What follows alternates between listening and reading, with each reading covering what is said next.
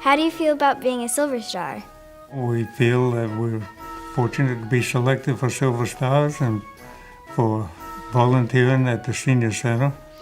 And I'm especially happy that my husband was also chosen because it's nice to share something like this with him. You mentioned you were in the military. Can you tell me about that? Joined the Navy in 1952 and spent 4 years there, and then got out of the Navy, went into the Air Force where I spent another 18 years. And during that time, we lived all over the United States, from Louisiana, California, Massachusetts, and also lived in England and Morocco. And retired in 1974 and moved here to Florida, where we both wanted to go back to school, and we both went to FSU. While he was in the military, we had 3 children, and the children got to experience being in different countries.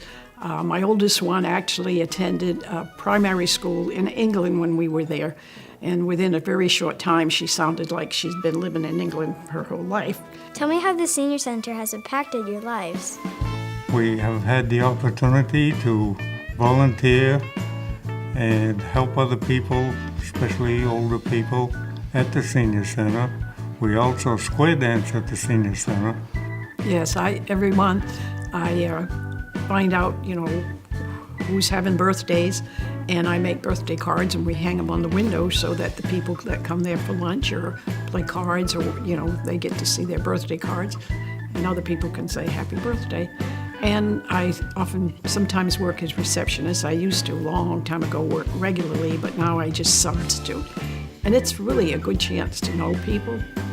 And by working as a receptionist, I also found 3 other activities I like to do and so I now sing and go to French classes and that type of thing. So it's been a great socializing place to meet new friends and old ones.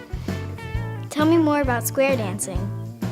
Well, we started square dancing, I think, in about 1985. And during that time, we have had to go to different places. We started at the high school of Florida State University, and eventually we ended up dancing at the Senior Center. We used to go to a lot of the outside dances, and that was a lot of fun because they had weekend dances and like Panama City and a lot of different places, and it was always fun to do that as well. How did you start riding motorcycles? I was stationed in North Africa, and it was very convenient to ride a motor scooter on a military base, and that's where I started. From then, I bought another scooter in Louisiana, and after that, I started buying motorcycles. Yes, and especially when he came back from Vietnam, we had a motorcycle, and we started riding together, and it was a good time to talk and get to know each other better again, because it's always hard after somebody's been gone for a whole year to get reacquainted, really. So it was really a nice thing to have. What is the most interesting place you have ever been on a motorcycle? Well, we went to Omaha, Nebraska, and it was in the end of June, so we had to dodge tornadoes all the way out there.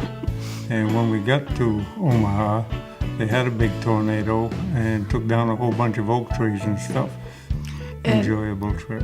Especially, we like to go to Maine every year because we both come from Maine, and there's beautiful places, mountains and streams and all that to see when you're riding on a motorcycle, and so we really enjoy riding it in the mountains up in Maine. Do you have any advice for children my age? Yes.